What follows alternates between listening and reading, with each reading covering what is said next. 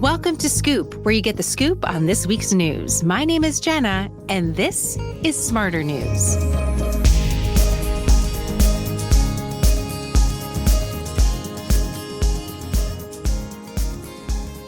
Hi, everybody. Welcome to Scoop. It is Tuesday, October 14th. We had a long weekend and a lot of news that transpired over that quote unquote holiday weekend here in the United States. We do have the federal holiday of Columbus Day.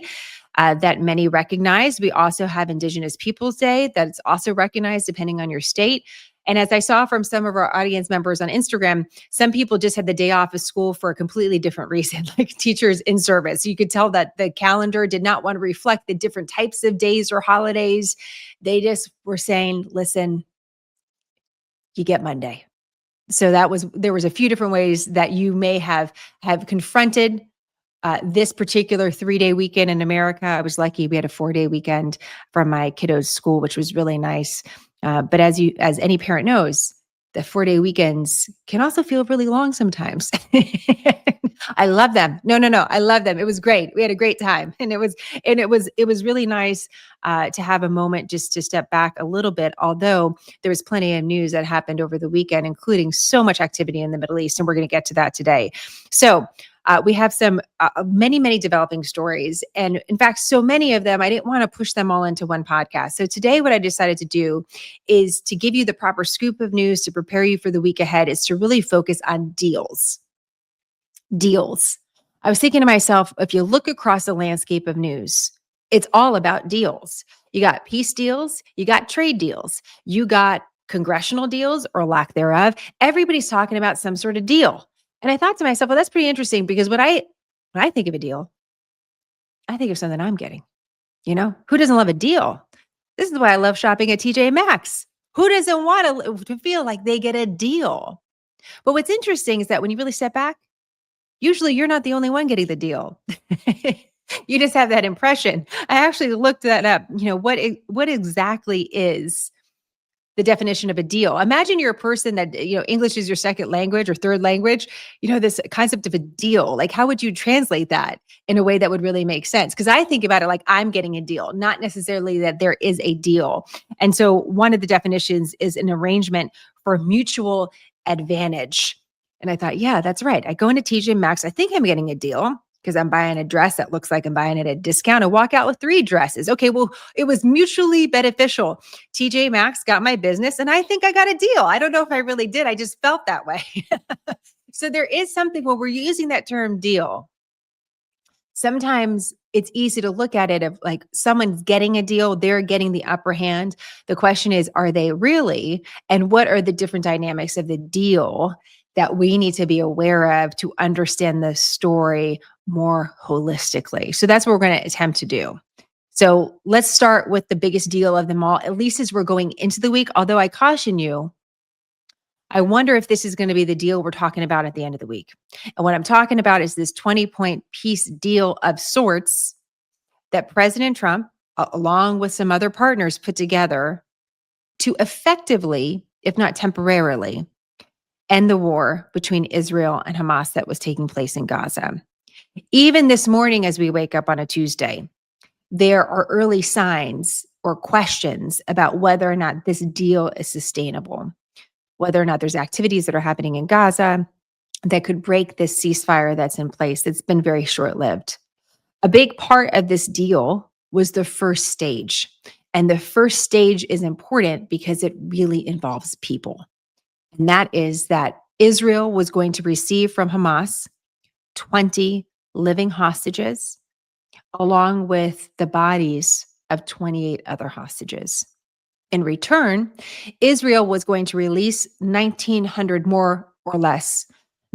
Apparently, it's more than 1,900 Palestinian prisoners, some of which were arrested during the time of the October 7th terrorist attack and the aftermath of that, which has raised questions about who was actually arrested. Were these bad guys or were these innocent people?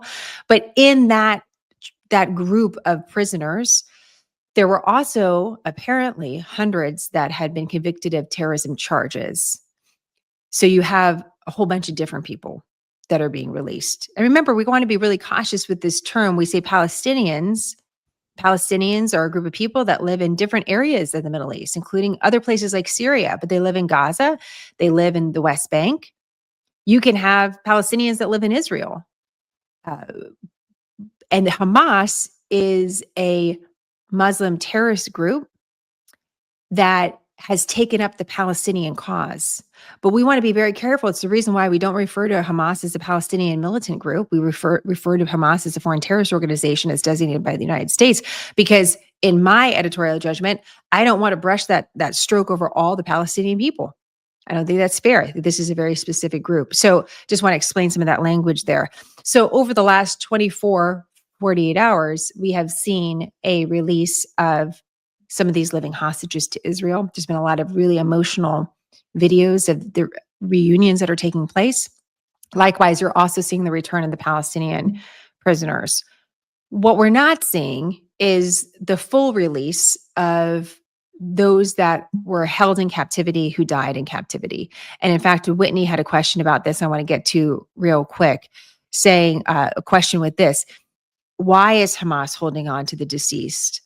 Why is that something that it doesn't look like Hamas is coming? Why are we seeing the return of the bodies to families that are also waiting for the return of their loved one? Whitney, it's a great question. There's some reporting that's suggesting that Hamas doesn't know where all the bodies are, and that there's going to be some sort of group that's put together to try to find these bodies. That's one reason. Apparently 4 bodies have been returned to Israel, but that's not the complete 28. And the reason why this is really important is this exchange had to take place for other parts of the deal to go into effect. So yes, there's a lot of talk about the future in Gaza and what could happen with whether or not Hamas is still active in Gaza. I mean, these are really, really big questions. But right now, in the immediate, there's some basic questions about the beginning of this deal and whether or not it holds true. President Trump was speaking in Israel at a very whirlwind trip over the 36 hours in the Middle East. And he was speaking in front of the Israeli government. And this is some of what he had to say when he stepped to the microphone.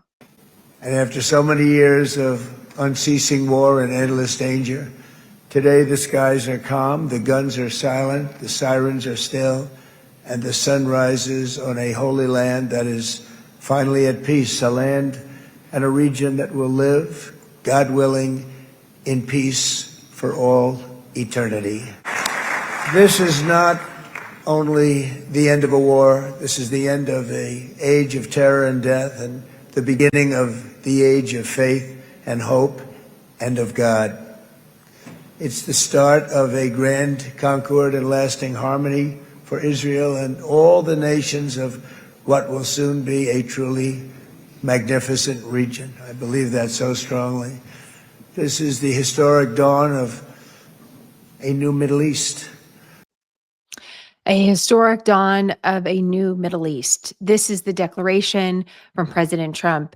The question is it actually that? According to the administration, it is, but there are many things that have to take place in just the immediate, in the next several days, to see whether or not the momentum in the Middle East actually continues into more than just these events and the release of these hostages and these prisoners, which we know was extremely important 2 years after the Hamas-led terrorist attack in Israel, to see these hostages released to Israel and to see momentum towards what could be a lasting peace.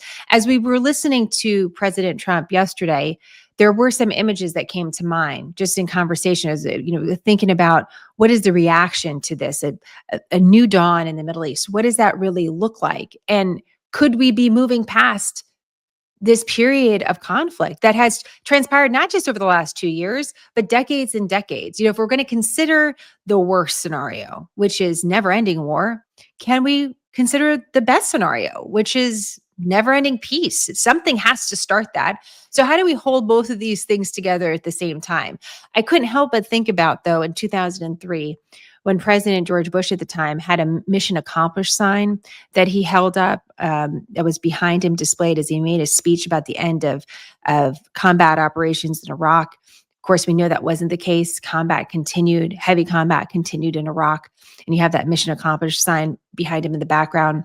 I re-listened to part of his speech today from President Obama in 2013. He did not declare the end to the war on terror, but he did suggest turning the page and moving past it and saying that for the most part, and I'm paraphrasing here, the United States is working to dismantle these networks and move towards a time of peace. He was criticized not because of his exact language, but the sentiment of the speech, suggesting that the war on terror was moving to a more peaceful time. We know that wasn't necessarily the case depending on where you lived. So the question here is, are we seeing something similar? Is this something that we've seen from past presidents that are anxious for a solution because we all are? Or is this a sea change in policy that could create something different? For those that are more optimistic, it is the combination of help from countries or support like Egypt, like Qatar, like Turkey, standing together with the United States president saying this is going to be different this time. The question will be about follow through, not just about words. And that's something that we're going to see pretty quickly this week. Will we see Hamas with a more diligent effort to return these bodies if they can be found? Do we see that the ceasefire holds? Because this involves really operations changing in Gaza, let alone sort of this visionary work that needs to be done according to this deal about a reimagined Gaza and what that could actually look like. So there's a lot of work to be done. You're going to get a lot of photos, a lot of sound bites, and certainly a lot of gratitude for the hostages being returned and fighting for stopping in the moment. The question is about momentum. So that's something that we're going to be watching very closely. So keep an eye on this. You're really watching action, not just from the US president, but from Middle Eastern countries as well as Egypt. What are they doing? What kind of work or what kind of involvement, what sort of leadership roles do they start taking here, if any?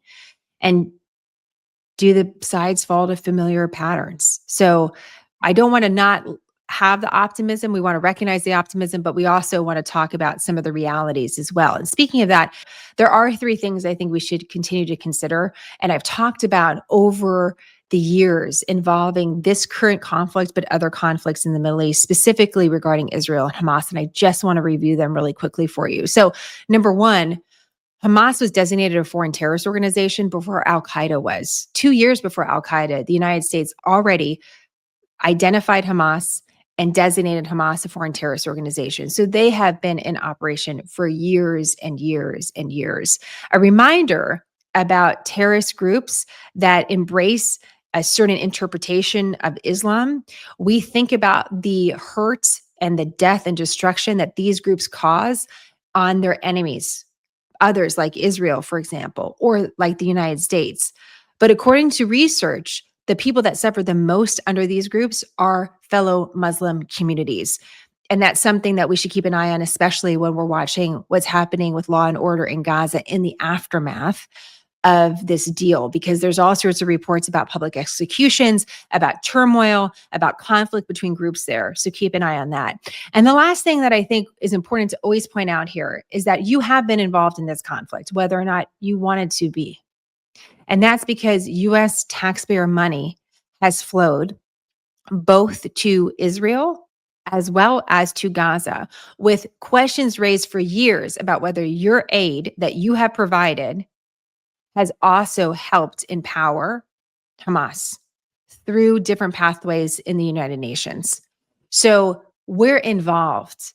This may feel very far away, but we're involved. And certainly there's always that question about not just ending this war, but how do we put an end to conflict so future generations, not only in these countries, but also of Americans, don't have to continue to be a part of these different conflicts around the world, because the American citizen is involved.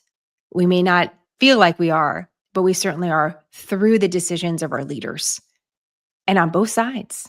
On both sides. So that's really, really critical. So I just want to make sure we remember that as we're taking in all this new information. We also want to remember things like, well, wait a minute, when did Hamas become a terrorist group? How long have they been operating? What will it really take for them to disarm in Gaza? Will they actually be an existing surviving terrorist group for years to come still?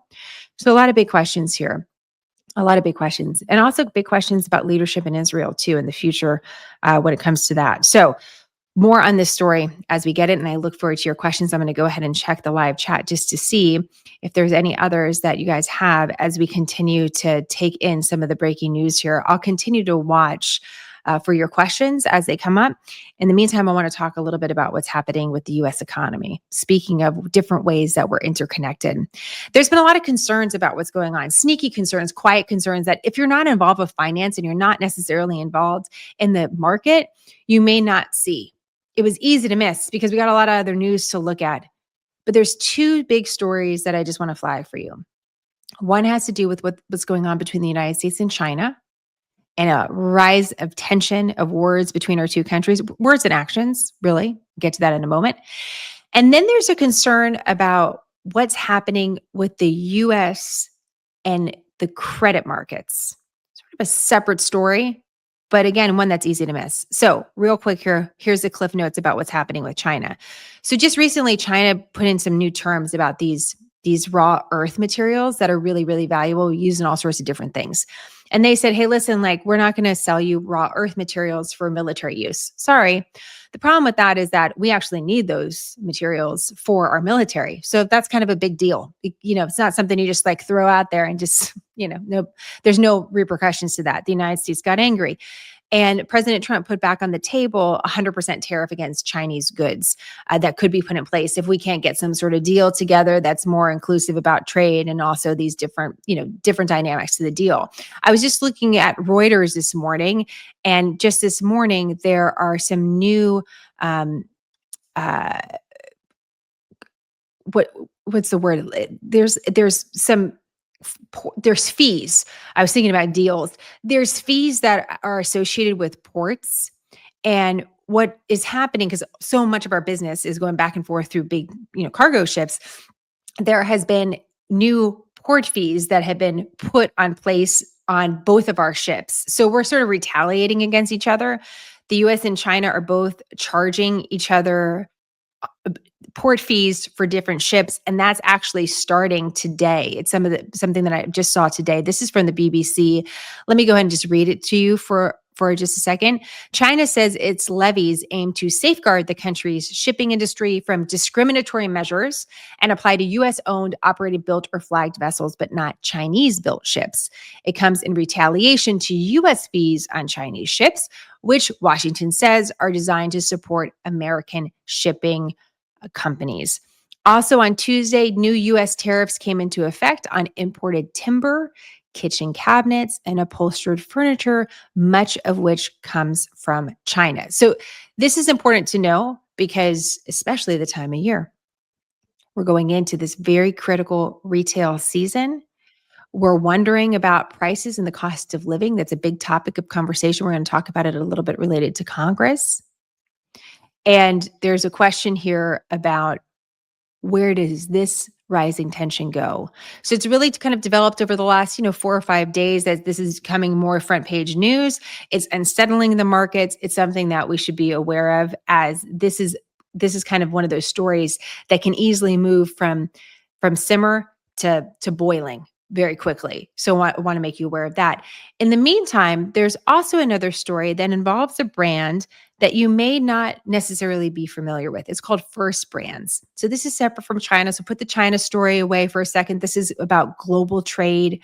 We're talking about the two largest economies in the world not getting along. We know the effect of that could be rising prices, and there's always a concern about inflation in the United States. So this is something we're going to talk about on a macro issue, macro level. What I'm about to talk to you about also could be viewed as a macro story because it could deal with the banking system and credit exposure.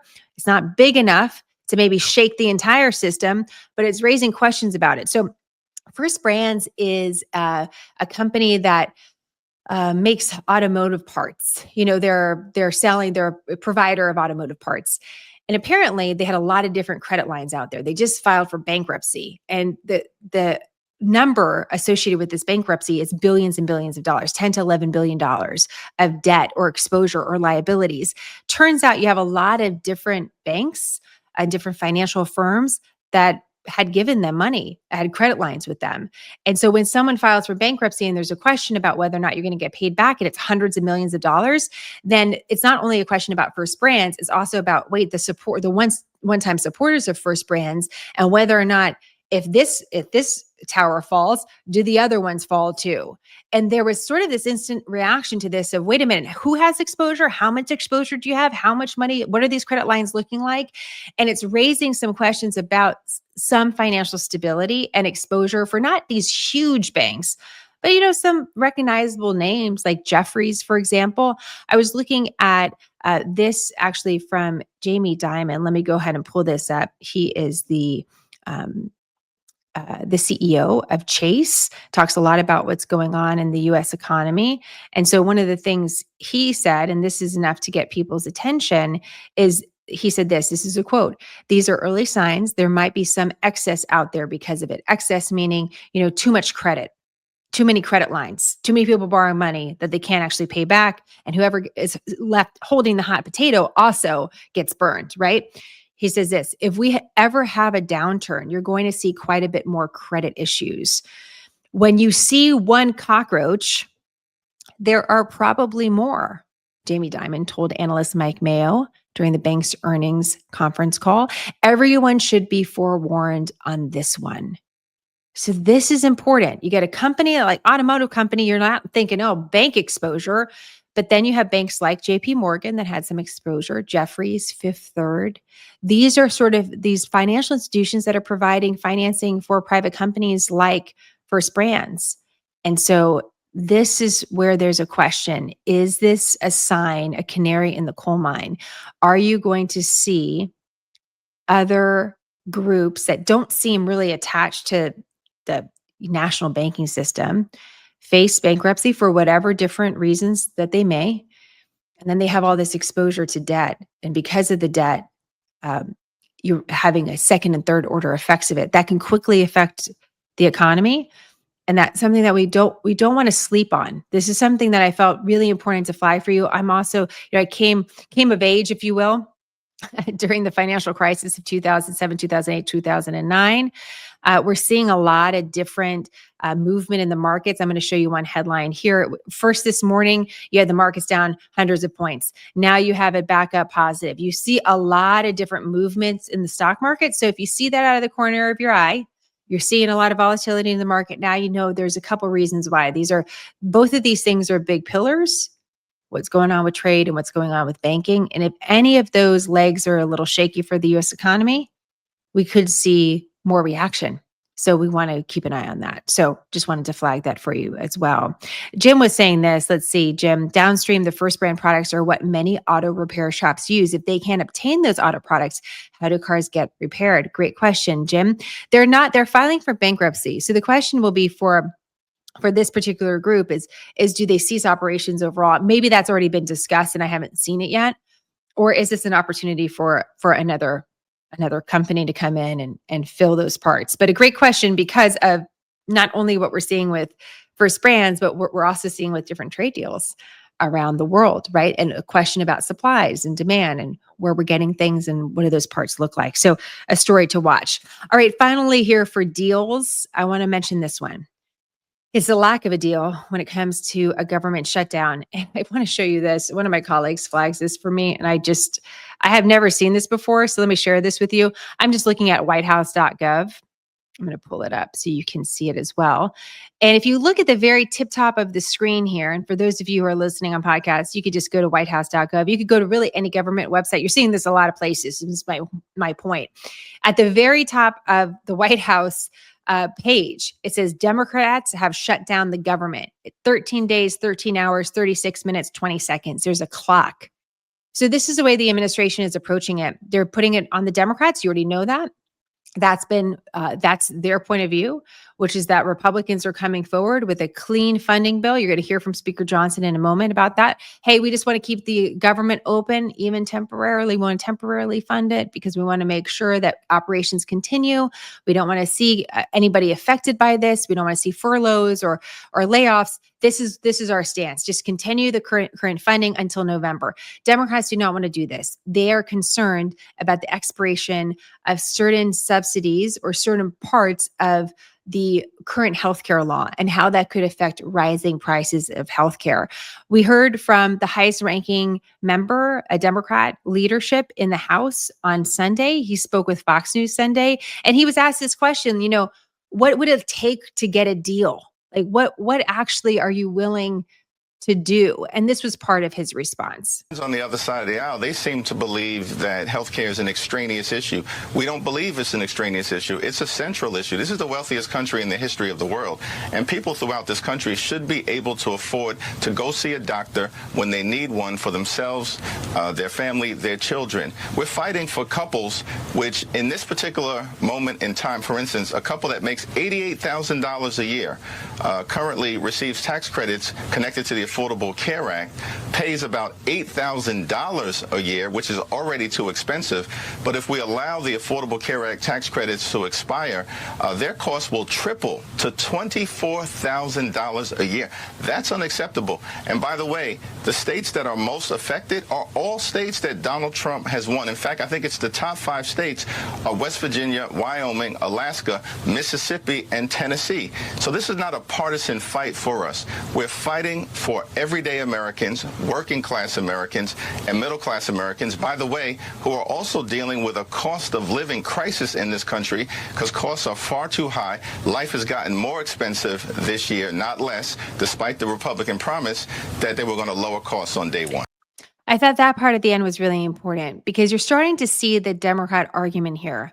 This is not just about this particular moment in time, which Democrats are saying is about healthcare and an immediate need to figure out whether or not to continue these subsidies. What does that look like in the next year? They're connecting it to cost of living. And this is something that the Republicans and President Trump promised explicitly. You're going to see borrowing rates go down. We're going to see the economy booming again. Your dollar is going to get you places. This is part of the Trump administration's pitch to the American people. The question is whether or not the American people actually feel that way. And there's a lot of, data points are interesting because data points can tell us something, but they can't often tell us how we feel. And even if data may suggest, and I'm just making things up right now, which is not a good thing to do when it comes to data, but I think you're going to get my point. If you're just thinking, okay, well, I see that the price of such and such has raised so much, and I see that, my wages haven't gone up exactly what I wanted, but I feel actually pretty good about the economy. I feel like hopeful. That feeling is really important, but hard to quantify. And similarly, if you say the opposite, which is now I'm feeling very stressed. There's a lot of uncertainty. I'm noticing people holding back on their deals that they're doing because they're worried. They can't quite read what's going on. Both of those things, those feelings, tough to quantify, tough to express through data. It's why we actually have to do our work as journalists and ask people how they feel because that translates into how you vote. And you can see this is the angle that Democrats are taking. Listen, it's about healthcare, but it's about the cost of living, which Republicans, they say, can't get a handle on. Here's Speaker Johnson responding this. So that particular soundbite that I just played for you, just so you have the timeline, is from Sunday. This next one is from today, which is Tuesday. And I was looking for the latest press conferences, interviews. There may be more from Democrats on this Tuesday, but that was the most significant soundbite I could find from the last several days. Here's Speaker Johnson. He's answering a question. He's being challenged here about, well, what are you going to do about this? Take a listen to what he has to say. You've been doing this every single day, coming up here trying to pressure Senate Democrats. They've been not budging. They've blocked this bill time and time again. So at what point, for the good of the country, do you need to change your strategy to try to negotiate a deal with them? It's a great question. Manu asks, why don't I change my strategy? I don't have any strategy, Manu. I'm doing the right thing, the clearly obvious thing, the traditional thing. That's exactly what Chuck Schumer voted for in March of this year and gave impassioned speeches was the right and only thing. I don't have anything to negotiate. I'll say this again to everyone here. We did not load up the temporary funding bill with any Republican priorities or partisan priorities at all. I don't have anything that I can take off of that document to make it more palatable for them. So all I am able to do is come to this microphone every day, look right into the camera and plead with the American people, as Chairwoman McClain said, to call your Senate Democrats and ask them to do the right thing. We're not playing games. They're playing a game. We're not. The strategy is to do the right and obvious thing and keep the government moving for the people. You want to move closer to their position. Their position is this, Manu. Their position is they want to spend $1.5 trillion in your tax dollars to fund nonsense overseas. They want to give $200 billion to illegal aliens. We are not going to do that. Okay, so Democrats deny that that's what they're doing, but you've heard both sides. I wanted to give you at least a little snippet of both sides so you could see how we're starting out the week. What actually breaks this impasse? I've been following a lot of congressional correspondents. Manu, who he was talking to there, works for CNN. Chad Pergram works for Fox News. Both of them have a lot of coverage of this particular story. So if you're looking for someone to follow, maybe on social media, or you're looking for someone to read occasionally, both of these individuals have a lot of access inside Congress, along with all the network news as well. But you're doing 24-hour news in the cable space, and you have to actually do a lot of reporting throughout the day. So I tend to kind of follow those names that I know and I've worked with for years or quoted for years. So if you just look across the people that are reporting on this, there's no optimism. So and maybe there's a surprise, and we always have to prepare ourselves for this. But the point that seems to be coming through most of all is no one is talking. There's no meetings scheduled yet. There's nothing that's a surprise coffee date in the morning away from the camera. I mean, there's no discourse. So we're at day 13. What prevents this from going longer? One of the things Chad Pergram talks about, award-winning journalist who works for Fox News, he says that for shutdowns in the past, it's taken an event, a very specific event that gets people moving. What could that event be? If you look back on previous shutdowns, when the TSA stopped showing up for work and there were real problems with travel, that was an issue that perhaps added a little bit more motivation for people. Unlike previous times, though, we're not necessarily seeing, when we're talking about that deal, and let's go back to it, an arrangement for mutual advantage. As Republicans are saying, to their point, they're putting forward a continuing resolution, a funding bill, a temporary funding bill that lawmakers were able to push through at the beginning of this year with Democrat support to at least get the bill to a vote. Republicans don't have that in the Senate. So it is true what Democrats say, that Republicans have the majority in the House and the Senate. It is also true that Republicans need the Democrats in order to vote to get the bill to a debate so it can be voted on. Once the bill is voted on, the Republicans have the majority of votes. So Democrats know it's a foregone conclusion that it will pass. So the way that Democrats are holding this up is saying, well, look, they have the majority in the House and the Senate. The Democrats know that they're the key to actually moving the bill forward. And they're not willing to do that for the reasons that they're stating. Healthcare, cost of living, what they believe is something that they need to get Republicans to capitulate on. What is different this time, just based on my reading of the situation, is what Speaker Johnson is saying here too, which is there isn't a policy that the Republicans are trying to trade for. So if we're talking about mutual advantage, it's not like they both have something that they want. What Republicans are saying is like, we're just trying to fund the government. And what Democrats are saying, yeah, but we want this thing on healthcare. And so unless there's another sort of negotiation tool that Republicans can put forward and say, okay, we'll do that, but then we have to take a look at this into next year, however they want to structure it. There's nothing like that for me to report to you about. It's not like this is what they want and this is what this one, and then they're going to get to the table. It's not really like that's a little bit different than that. So we'll see what they wind up with. But right now, it doesn't look like a lot of progress. And we'll see what happens throughout the rest of the week. So that would be a surprise. I think that's the big thing to watch for. Why does this matter? As a government shutdown, we know that essential employees are working. Some of them are getting paid. Some of them are going to get back pay. Some people have to show up for work, but they're not going to get paid. This is where TSA gets a little tricky because you're being asked to show up for work, but not necessarily collecting a paycheck.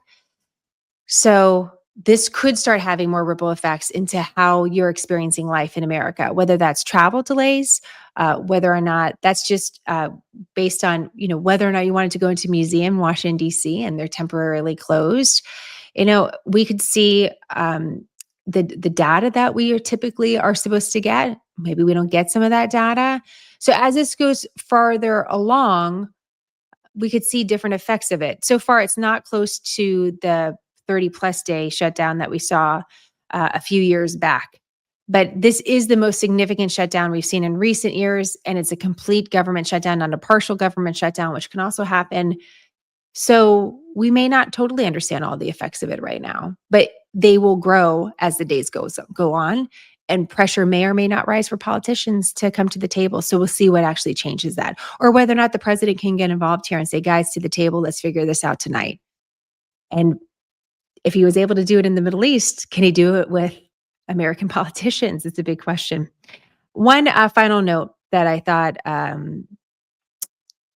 would be worth bringing up, and this has nothing to do with politics. It has nothing to do with deal making. I'm going to take a quick look at some of your questions here about what we've discussed to see if there is anything that we should mention. I see Nora here saying that's the big issue here. No one is talking, and I believe that it is on Republicans as they refuse to negotiate. You heard there from Speaker Johnson. He's like, I got nothing to bring to the table.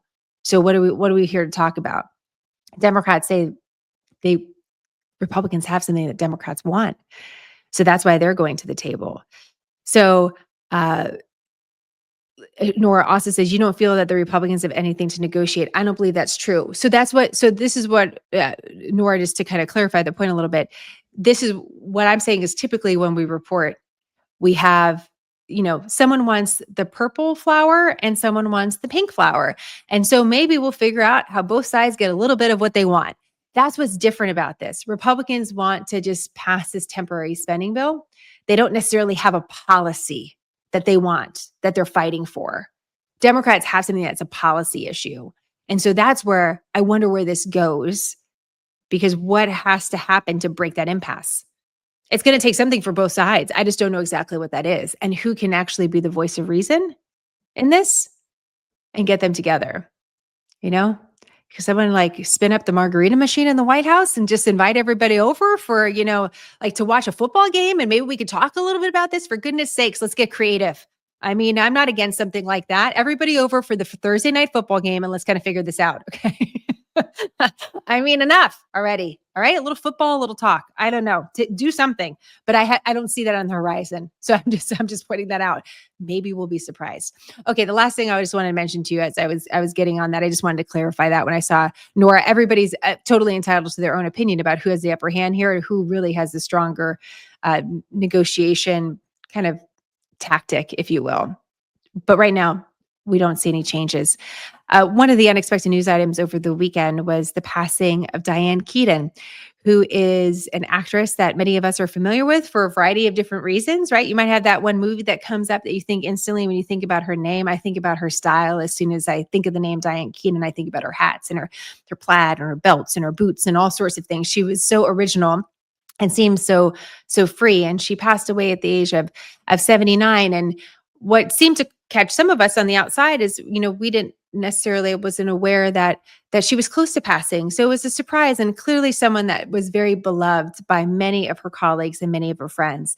And one of the most extraordinary things about her passing is the reaction from her community, her community in Hollywood, of not just her coworkers, but her friends. And the way that they're remembering her is a way that I haven't necessarily seen recently in the same way. I'm curious how you think about that. We'll include some of the reaction in our Scoop newsletter for you insiders so you can see it. It'll also be on our social media posts so you can see some of this heartfelt reaction that's truly beautiful. And so it seemed appropriate to flag her passing as someone that has been so much a part of American storytelling for the last several decades. And so she gave a speech at the American Film Institute a few years ago. Well, she sort of gave a speech. You'll see. She gave a speech, but then she decided she wasn't going to give a speech. And I thought this would be a good way for us to end as we think about her contributions in the arts, how much the arts are important for us during times like this, where there's so much heavy news. It's music and art and painting and sculpture and design that can immediately clear your mind, bring it in a different place. In some of the worst of times, some of the best of times. It's true. And sometimes I really believe this, and it ties back to an interview I did many years ago with a prominent White House portraitist, because I realized how much history he witnessed. And yet he's the only one that wasn't being talked to, because he was the painter. He was the one painting the portraits, and he saw everything. So sometimes I know it's easy to kind of shrug off celebrity culture And admittedly, it can be a little obnoxious at times. It's part of celebrity culture. It's about equal with journalists. But there are times to also remember how much joy art brings us in a lot of different forms, including, fashion and in the movies and in design, the way that Diane Keaton did. So here's her speech. She was receiving the Lifetime Achievement Award, again, a couple years ago at the American Film Institute. And here's what she had to say. I'm going to let this play this to the end. I appreciate your support of quick, concise, nonpartisan, smarter news. And I hope wherever you are, you find some joy this week. We'll be back with the news on smartnews.com. Here's Diane. Oh, God. Really, I just want to cry. That's all I want to do. It's just been too much, too great for me. And then I have a speech, and who cares what I have to say? I mean, it's all been said. I just feel horrible about the fact that I have to do this. I have no interest in it whatsoever. I mean, give me a break. Enough is enough, I feel bad, too. I feel bad because, I don't really know how to thank everybody affiliated with the American Film Institute in a way that expresses, oh my God, the depth of my gratitude. So I just thought, since I'm not going to give the speech, forget it. I mean, really, I just wanted to thank all of you, and you've just been a great audience, and my kids are here, and my family and my friends are here, and I just want to say, I just want to leave you with this, and that's, of course, me too. I've got a song too, And my song is gratitude for the fact that, I had all these opportunities that began with Woody, and so I thought I could sing a song that Woody gave me to sing in gratitude to everyone. So here we go. I'm going to sing. Ugh. I mean, it's no treat, I'll tell you the truth. Seems like old times, dinner dates and flowers. Look at you. Seems like old times, staying up all hours, making dreams come true. Doing things we used to do. Seems like old times.